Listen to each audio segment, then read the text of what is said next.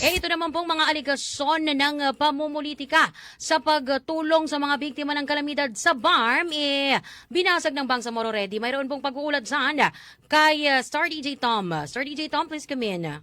Hindi na anya dapat bahiran ng usaping politika o relihiyon ang paghahatid ng ayuda at tulong sa mga residente ng rehiyon ng Bangsamoro na naapektuhan ng nagdaang pananalasa ng Bagyong Inday. Ito ang sinabi ni Bangsamoro Ready Head Acting Director Muhammad Abutazil kasunod ng pag-ulan ng samot-saring mga batikos sa naging pagbisita ng mga BARM government officials sa mga bakwit na pansamantalang nanunuluyan sa mga simbahan at mga kapilya sa mga naapektuhang bayan at lugar. Ayon sa direktor, tanging layunin lamang umano ng pagpunta ng mga opisyales ng rehiyon sa mga evacuation centers ay upang alamin ang kasalukuyang lagay ng mga bakwit at matiyak na naihahatid sa kanila ang tulong mula sa pamahalaan. Di na rin anya dapat pang bigyan ng malisya o kulay ang pagpasok ng BARM government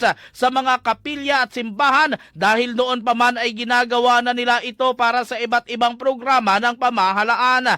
Bukas din umano ayon kay Director Abutasil ang Bangsamoro Ready sa mga puna at kritisismo ng mga di pa naabutan ng tulong, ngunit tahasan din itong sinabi na unfair o di makatarungan ang mga pinapakalat na mga paratang na walang ginagawa ang pamahalaan, pati na rin ang walang aligasyon ng mga pamumulitika at pamimersonal sa pagtugon sa kalamidad. Saad pa ni Abutasil, may karapatan ang bawat mamamayang Bangsamoro na sa pagpapatuloy mga kabombo, may karapatan ang bawat mamamayang Bangsamoro na makatanggap ng serbisyo mula sa pamahalaan, anuman ang kinagisnan nitong paniniwala sa politika o pananampalataya, kung kaya't giit nito na di magpapatinag ang Bangsamoro Ready at iba pang mga kaakibat nitong ahensya sa paghahatid ng tulong sa mga apektadong komunidad hanggang sa makabangon sa pinsalang idinulot ni Bagyong Inday ang bawat Bangsamoro. Narito ang naging pahayag ni Acting Director Muhammad Abutazil. Was to look into the evacuees. No, this is beyond politics. Pero kung ang i-call nyo lang sa amin is the location at mag-insulto pa kayo ng ibang religion, I think that's wholly unfair.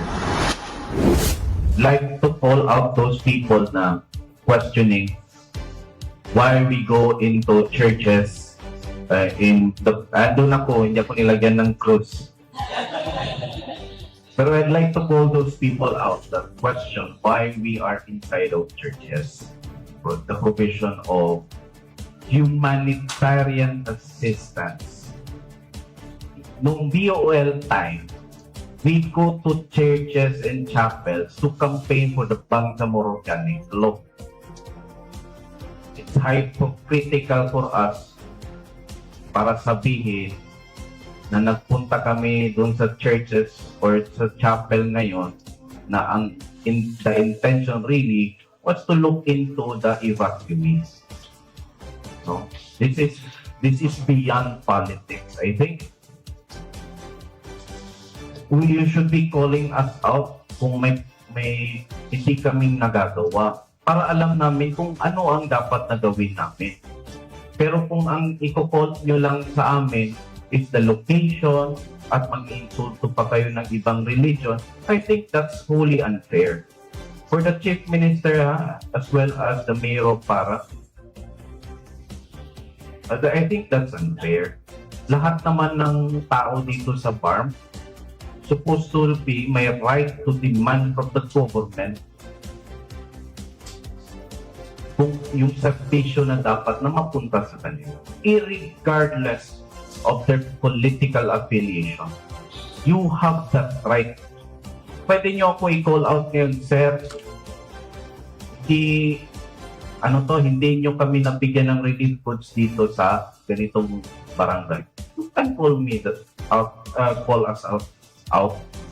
Pero sabihin nyo sa amin na wala kaming ginagawa. That's unfair.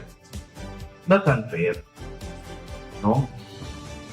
O nagpunta kami dito dahil may in-espouse kami na political belief. That's unfair.